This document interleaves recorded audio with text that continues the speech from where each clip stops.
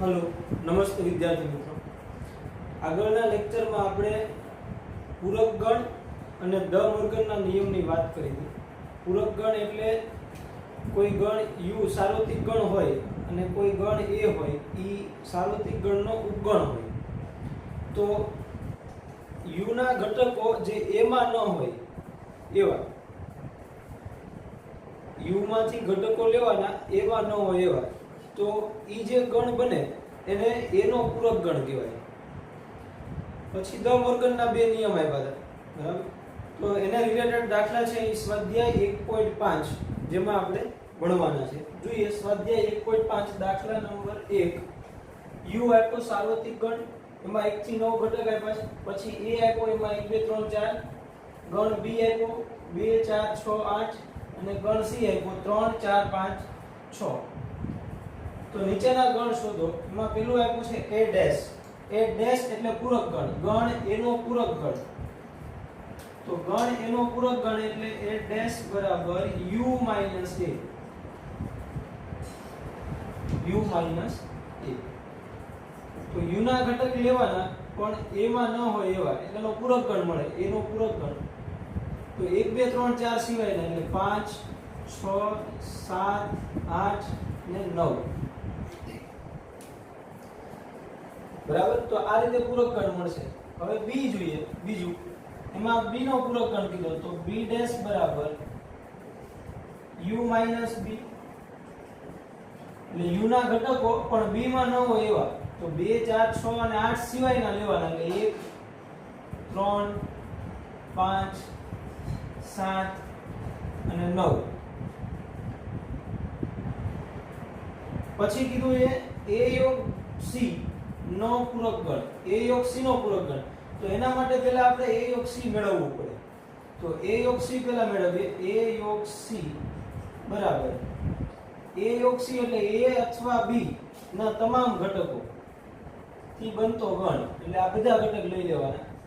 જે બે વખત આવતો, ધારો કે 3 ને 4 છે બે વખત આવે તો આપણે લખવાનો એક જ વખત, બીજી વખત રિપીટ કરવાનું નથી। એટલે 1 2 3 4 5 6।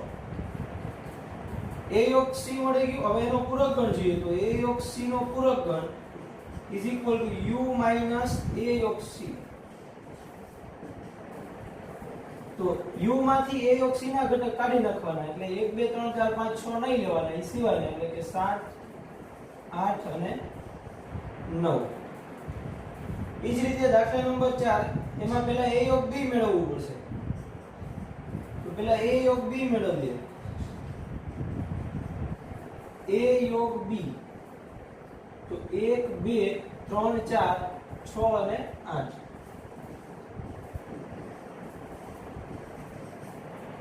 હવે એનો પૂરક ગણ એટલે a યોગ b નો ડેશ u માઈનસ a યોગ b। તો આ સિવાયના લેવાના છે, જુઓ 1 2 3 4, પછી 5 આમાં નથી તો અહીંથી 5 લેવાનો, પછી 7 અને 9। તો આ રીતે પૂરક ગણ મળે। હવે અહીંયા પૂરક ગણનો પૂરક ગણ, તો પહેલા એનો પૂરક ગણ જોઈએ। તો a ડેશ છે એ આપણે ઉપર મેળવ્યો, કોણ છે a ડેશ? 5 6 7 8 9। હવે એનો પાછો પૂરક ગણ લો, એટલે a ડેશ નો ડેશ, પૂરક ગણનો પૂરક ગણ, એટલે આનો પૂરક ગણ પાછો લઈએ તો આ સિવાયના ઘટક, એટલે પાછા કઈ આવી જશે તો કે a ના ઘટકો, બરાબર a। પછી કીધું b માઈનસ c નો પૂરક ગણ, તો પહેલા b માઈનસ c મેળવવું પડે। હવે b માઈનસ c એટલે b માંથી લેવાના પણ c માં ન હોય એવા, તો b માં જુઓ તો 4 છે, ઈ c માં પણ છે એટલે 4 નહીં લેવાનું, પછી 6 પણ c માં આવેલો, એ નહીં લેવાનું, તો બાકી કયા રહ્યા 2 અને 8। હવે એનો પૂરક ગણ કરવાનો છે, તો b માઈનસ c નો પૂરક ગણ બરાબર u minus b minus c। તો જુઓ તો જોઈએ કયા ઘટક આવશે, તો કે 2 અને 8 સિવાયના, એટલે 1 3 4 5 6 7 9। 2 અને 8 નહીં આવે, એ સિવાયના બધા આવી જશે। બરાબર. પછી નેક્સ્ટ દાખલા નંબર 2 એમાં એવું કીધું જો u બરાબર abcdefgh હોય તો નીચેના ગણના પૂરક ગણ શોધો. હવે આ સાર્વત્રિક ગણ આપી દીધો. હવે આ બધા ગણના આપણે પૂરક ગણ મેળવવાના છે. તો જોતા જઈએ. a માં આપ્યા છે a નો પૂરક ગણ એટલે a ડેશ એટલે કે u માઈનસ a. તો abc સિવાયના લેવાના કે d e f g અને h. એ જ રીતે b નો પૂરક ગણ b ડેશ તો u માઈનસ b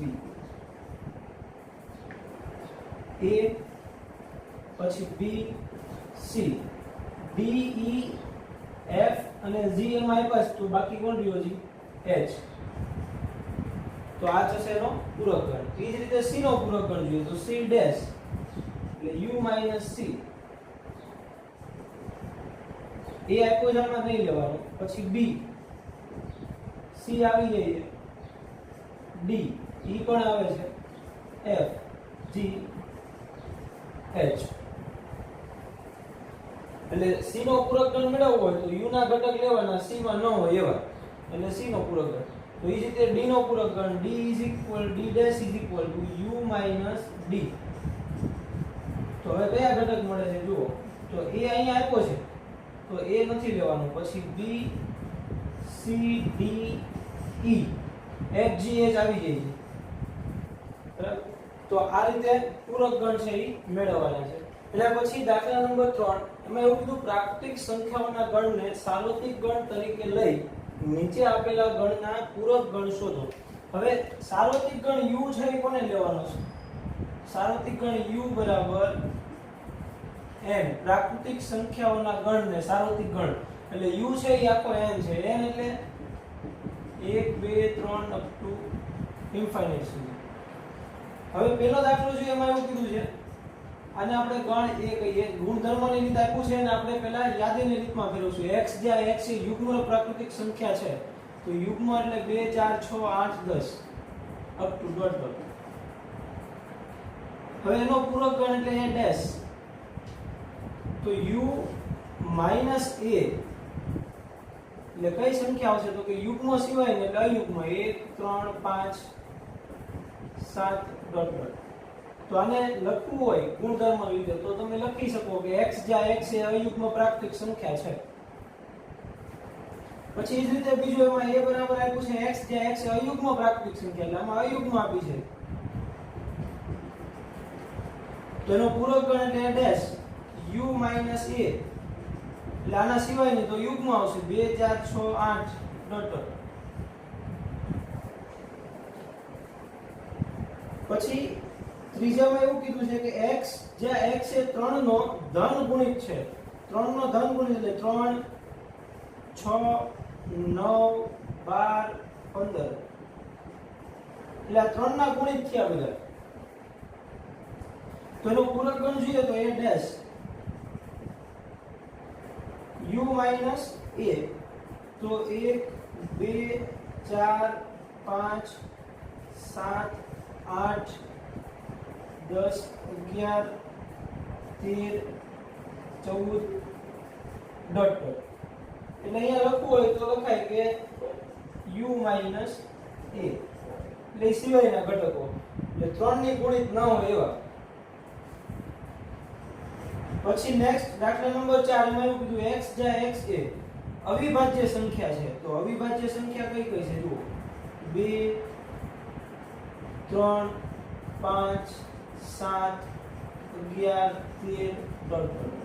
તો આ બધી અવિભાજ્ય સંખ્યા છે તો અવિભાજ્ય સંખ્યાનો પૂરક ગણ એટલે a ડેશ તો a ડેશ છે એ કેટલો મળશે તો કે 1 2 ની 3 ની પછી 4 6 8 9 10 ડોટ ડોટ. અહીંયા લખી નાખવાનું કે x જ્યાં x એ અવિભાજ્ય નથી. પછી પાંચમું એમાં કીધું x જ્યાં x એ 3 અને 5 વડે વિભાજ્ય પ્રાકૃતિક સંખ્યા 3 અને 5 વડે હોય એવી જોવાની આપણે. તો 3 અને 5 વડે કઈ કઈ થાય તો કે જુઓ 15 પછી સીધું 30 45 ડોટ. તો આ બધી 3 અને 5 બંને વડે વિભાજ્ય સંખ્યા કહેવાય. તો એનો પૂરક ગણ એટલે ઈ સિવાય નહીં. u - a. તો એમાં આપણે લખવાનું કે x જ્યાં x એ 3 અને 5 વડે વિભાજ્ય ન હોય તેવી સંખ્યા. 3 અને 5 વડે વિભાજ્ય ન હોય એવી સંખ્યા. પછી નેક્સ્ટ જોઈએ 6. એમાં એવું કીધું x જ્યાં x એ પૂર્ણ વર્ગ છે.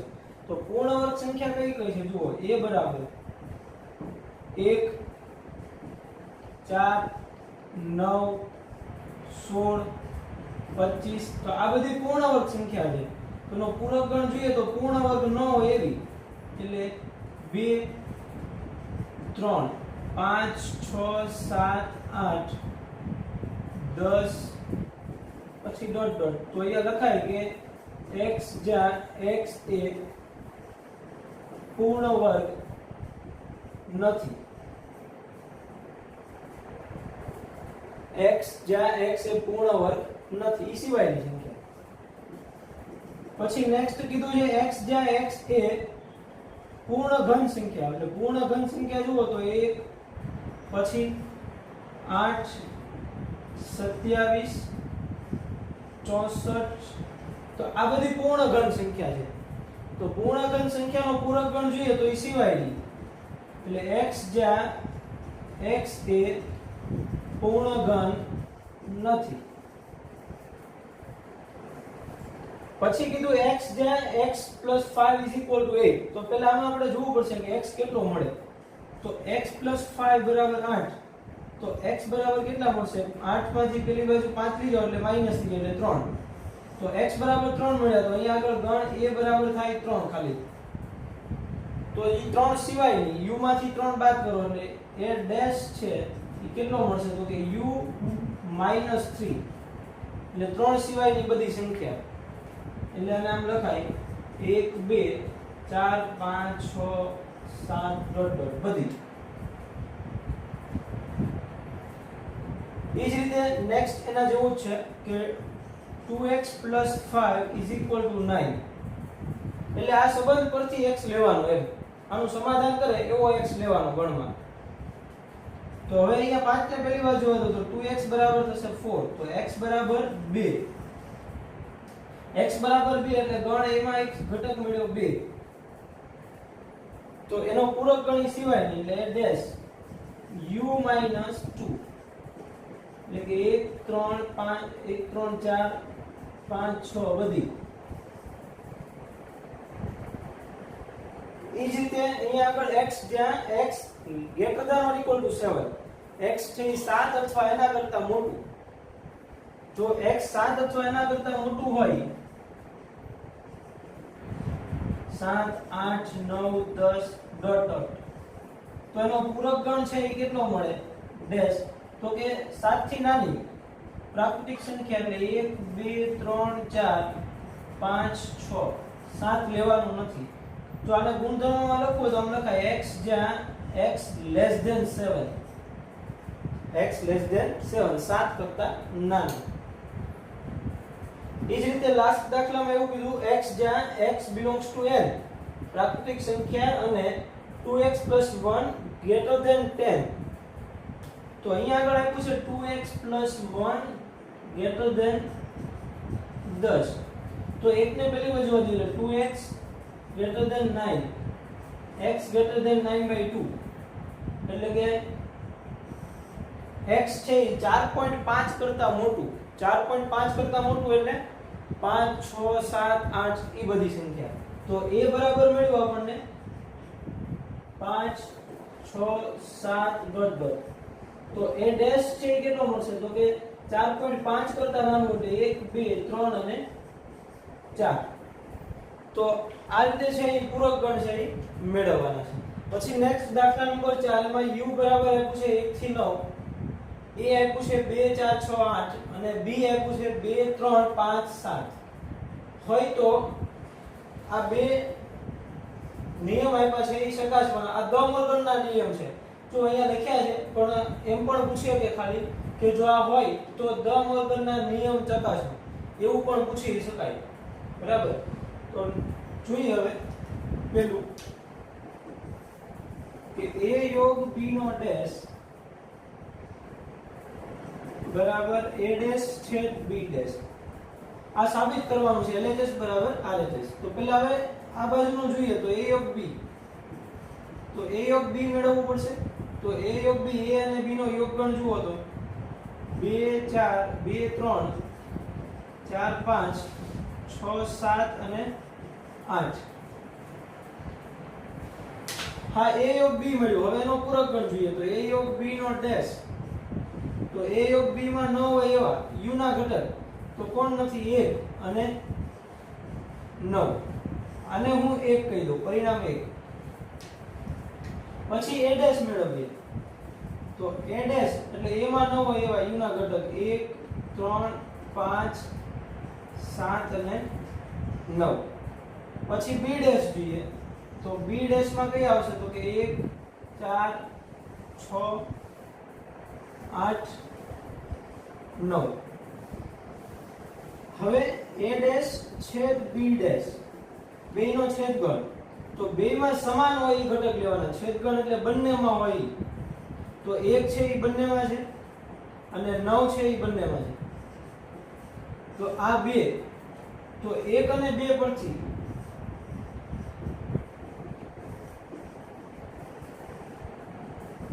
a યોગ b નો ડેશ બરાબર a ડેશ છેદ b ડેશ. તો આ રીતે નિયમ ચકાસવાનો, આ દ મોર્ગનનો નિયમ. પછી બીજો નિયમ જોઈએ, એમાં a છેદ b નો ડેશ, a છેદ b all dash is equal to a dash યોગ b ડેશ. તો પેલા a છેદ b મેળવવાનું છે. a છેદ b એટલે કેટલું મળશે? બેયમાં સમાન હોય a છેદ b. તો 2, તો બેયમાં સમાન ખાલી એક જ છે. કયો ઘટક છે? 2. તો એનો ડેશ એટલે a છેદ b નો ડેશ એટલે 1 3 4 5 6 7 8 9. આને 1 કહીએ. હવે a ડેશ યોગ b ડેશ. જો અહીંયા ફરીવાર a ડેશ b ડેશ નથી મળતો, અહીંયા આપણે મેળવી લીધા છે. તો આ બેનો યોગગણ લેવાનો છે.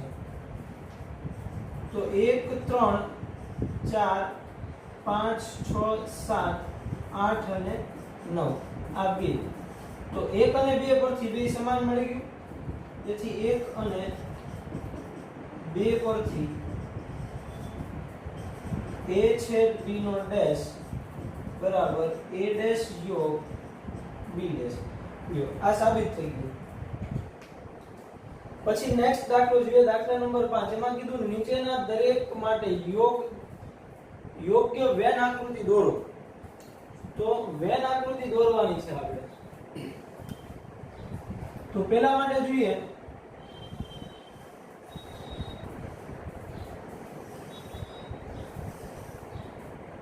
તો આ u સાર્વત્રિક ગણ છે. આને a કહીએ અને આને b કહીએ.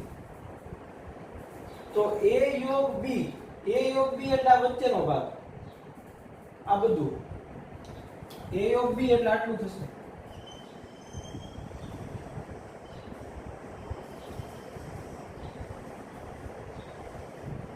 આ ભાગ થશે a યોગ b. હવે આપણને કીધું a યોગ b નો ડેશ એટલે એ સિવાય તો બહારની આ જે વધ્યું ઈ.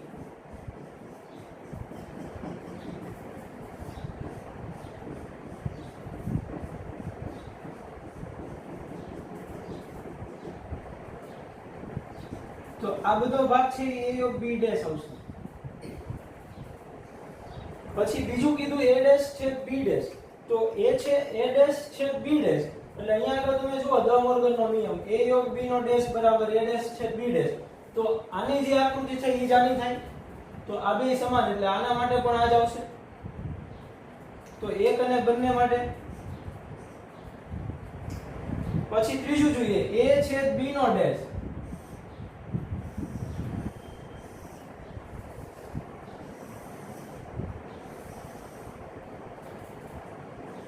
આ a અને આ b આ u.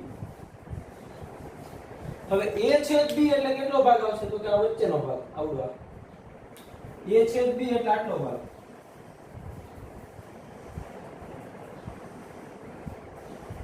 આ a છેદ b છે. હવે આપણને a છેદ b નો ડેશ એટલે એ સિવાયનું એટલે બાકીનું બહારનું બધું.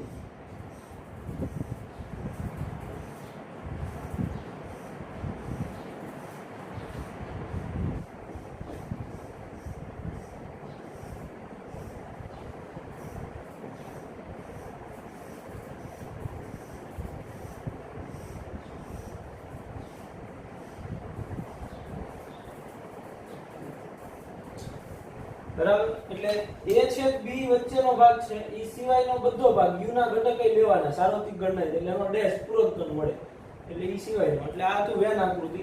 હવે એના પછી નેક્સ્ટ a યોગ b નો ડેશ તો એ પણ ધ વર્ગનો નિયમ આના બરાબર આ થાય તો આની જે વેન આકૃતિ મળે એ જ આની મળે એટલે સેમ આ બંને માટે આ થશે ના બંને માટે. પછી દાખલા નંબર 6 માં કીધું સમતલના તમામ ત્રિકોણના ગણને u તરીકે લો.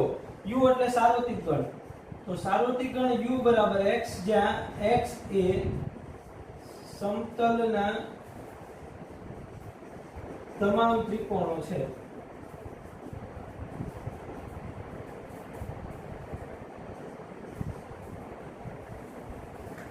એટલે u સાર્વત્રિક ગણમાં બધા ત્રિકોણ આવી જાય છે. પછી ગણ a છે એમાં આપણે એવું લેવાનું કે જો ઓછામાં ઓછો એક ખૂણો 60 થી ભિન્ન હોય તેવા ત્રિકોણનો ગણ a છે તો a બરાબર કોણ તો કે x જ્યાં x એ ઓછામાં ઓછો એક ખૂણો 60 થી ભિન્ન હોય તેવા ત્રિકોણ.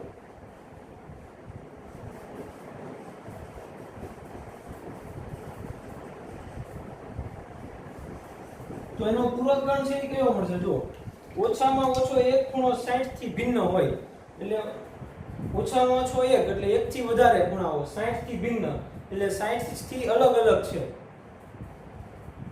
તો એનો પૂરક ગણ આપણે એવું કહી શકીએ કે ઓછામાં ઓછો એક ખૂણો 60 હોય. જો ઓછામાં ઓછો એક ખૂણો 60 થી ભિન્ન એટલે 60 સિવાય ન હોય તો આપણે એવું લઈએ કે ઓછામાં ઓછો એક 60 ન હોય બરાબર એટલે એનો પૂરક ગણ થશે x જ્યાં x એ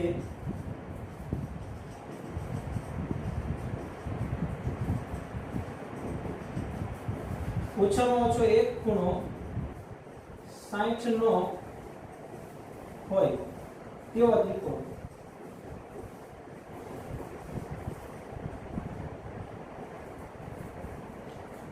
પરિવાર ગણ એમાં કીધું ઓછામાં ઓછો એક ખૂણો 60 થી ભિન્ન એટલે 60 સિવાયનો હોય તો એનો પૂરક ગણ એ ઓછામાં ઓછો એક ખૂણો 60 નો હોય.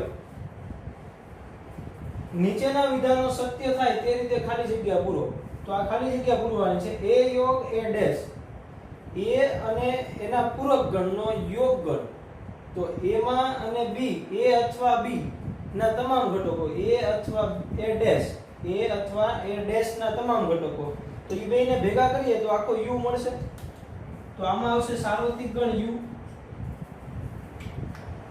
પછી ખાલી ગણનો પૂરક ગણ લ્યો એટલે કોણ મળે સાર્વત્રિક ગણ. તો હવે સાર્વત્રિક ગણ આરે ગણ a નો છેદ ગણ તો a છે એ કોણ છે સાર્વત્રિક ગણનો ઉપગણ તો સાર્વત્રિક ગણ આરે જો a નો છેદ ગણ લઈએ તો કોણ મળે ગણ પોતે એના બધા ઘટક મળશે. પછી કીધું a છેદ a ડેશ ગણ અને એના પૂરક ગણનો છેદ ગણ તેમાં એકેય ઘટક સમાન ન હોય એટલે એનો છેદ ગણ મળે ખાલી ગણ. એ જ રીતે નેક્સ્ટ છે u ડેશ છેદ a u ડેશ એટલે સાર્વત્રિક ગણનો ડેશ પૂરક ગણ ખાલી ગણ. હવે ખાલી ગણનો છેદ ગણ a આરે લઈએ તો ખાલી ગણ જ મળે. જો યોગ ગણ હોય તો એ મળે ખાલી ગણ આરે યોગ ગણ એનો હોય તો એ મળે પણ અહીંયા આગળ છેદ ગણ કીધું તો ખાલી ગણ છેદ ગણ a બરાબર ખાલી ગણ. તો અહીંયા આગળ સ્વાધ્યાય 1.5 છે એ પૂરું થાય છે. નેક્સ્ટ આગળની થિયરી જોઈએ. નેક્સ્ટ થિયરી છે શાંત ગણના ઘટકોની સંખ્યા.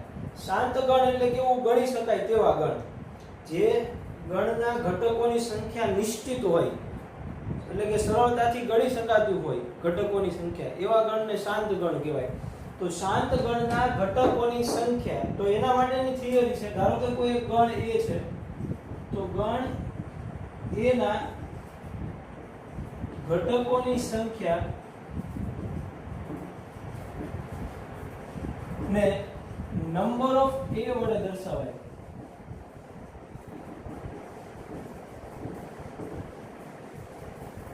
દાખલા તરીકે કોઈ એક ગણ આપ્યો છે A, 1 2 3 4 5.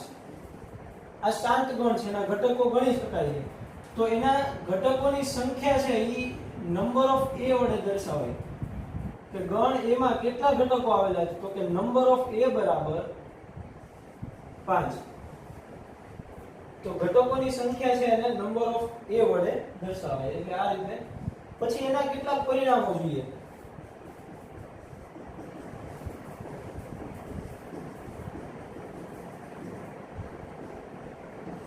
ઘટકોની સંખ્યા માટેના પરિણામો,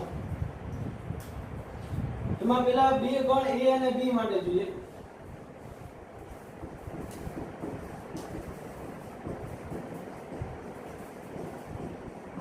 ગણ A અને ગણ B માટે. ધારો કે કોઈ બે ગણ છે A અને B, તો નંબર ઓફ A યોગ B બરાબર, હવે નંબર ઓફ A યોગ B ના ઘટકોની સંખ્યા ગણવી હોય તો કઈ રીતે ગણાય? આપણે અહીંયા વેન આકૃતિ દોરીને સમજીએ.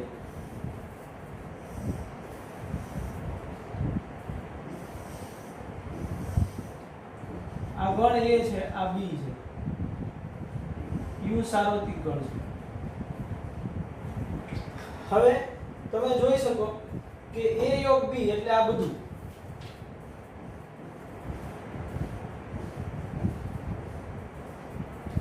આ બધો ભાગ થશે. તો નંબર ઓફ A યોગ B બરાબર નંબર ઓફ A એટલે ગણ A ના ઘટકોની સંખ્યા, ગણ A ના ઘટકોની સંખ્યા નંબર ઓફ A પ્લસ ગણ B ના ઘટકોની સંખ્યા નંબર ઓફ B. પણ હવે નંબર ઓફ A ગણ A ના ઘટકો લીધા ત્યારે પણ આની ગણતરી થઈ, પછી ગણ B ના ઘટકોની સંખ્યા લીધી ત્યારે પણ આના ઘટકોની ગણતરી થઈ. તો આ ભાગ જે છે ગણ A છેદ B, A છેદ B ઈ બે વખત આવે છે ઈ ભાગ. તો આ ભાગની સંખ્યાનો બે વખત ગણતરી થઈ ગઈ. એક વખત A માં થઈ, એક વખત B માં થઈ. તો બે વખત થઈ તો એક વખત બાદ કરવી પડે. તો માઈનસ નંબર ઓફ A છેદ B. એટલે સૂત્ર છે કે નંબર ઓફ A યોગ B બરાબર number of A plus number of B minus number of A છેદ B. પણ જો અલગ ગણ હોય, A અને B અલગ ગણ હોય, તેનો છેદ ગણ ખાલી ગણ હોય, તો આ આવશે નહીં. એટલે કે number of A plus number of B. તો માઈનસ નંબર ઓફ A છેદ B લખવાની જરૂર નથી. પછી એ જ રીતે આ બે ગણ માટે તો A અને B, તો ત્રણ ગણ માટે જોઈએ.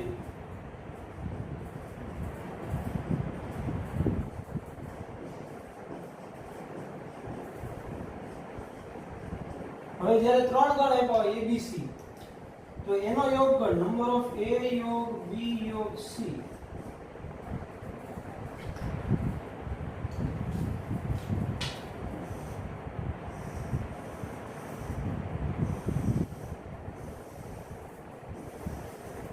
અહીંયા આગળ ત્રણ ગણની વેન આકૃતિ દોરી છે મેં, A B અને C.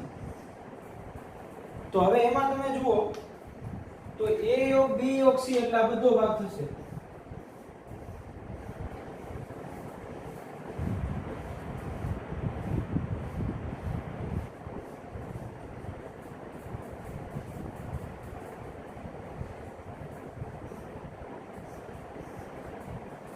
તો એમાં કયા કયા ઘટકોની સંખ્યા લેવાની? તો number of A, number of B અને number of C.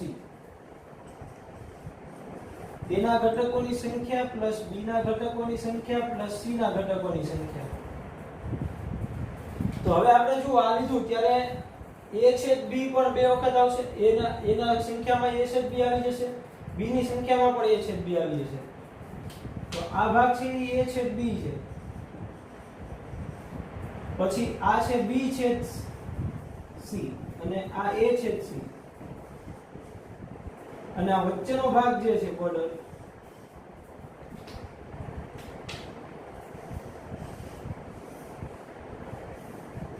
A A છેદ B છેદ C ત્રણેયનો છેદગુણ.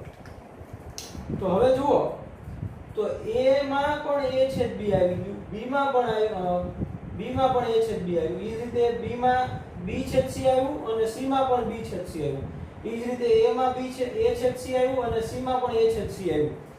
તો આ ભાગ જે છે એ ત્રણ વખત બે વખત રિપીટ થયો. જુઓ A છેદ B બે વખત આવ્યું, B છેદ C બે વખત આવ્યું અને A છેદ C બે વખત આવ્યું.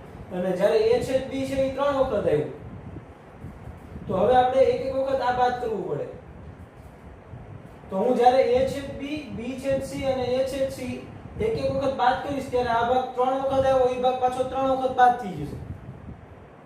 A છેદ B છેદ C ત્રણ વખત એડ થયો અને વળી પાછો ત્રણ વખત બાદ થઈ ગયો. તો પાછો એક વખત એ ભાગ ઉમેરવો પડે. તો સૂત્ર થશે પહેલા નંબર ઓફ A છેદ B minus number of B છેદ C minus number of A છેદ C. એટલે number of A plus number of B plus number of C લીધું ત્યારે આ ભાગ બે વખત રિપીટ થયા, એને આપણે એક એક વખત બાદ કર્યો.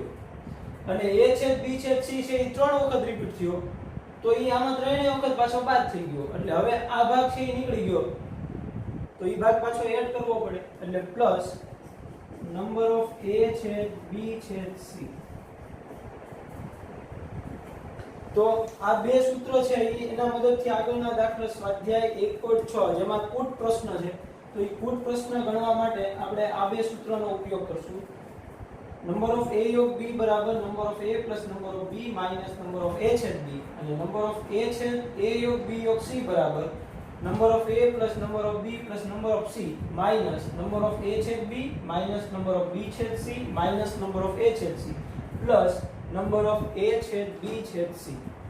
બરાબર. તો આ બે સૂત્રો છે એ યાદ રાખજો, એના પરથી આગળના દાખલા ગણશું. અને આજના લેક્ચરમાં એટલે સુધી રાખી આગળના લેક્ચરમાં આપણે સ્વાધ્યાય 1.6 આના રિલેટેડ દાખલા છે એ ગણીશું.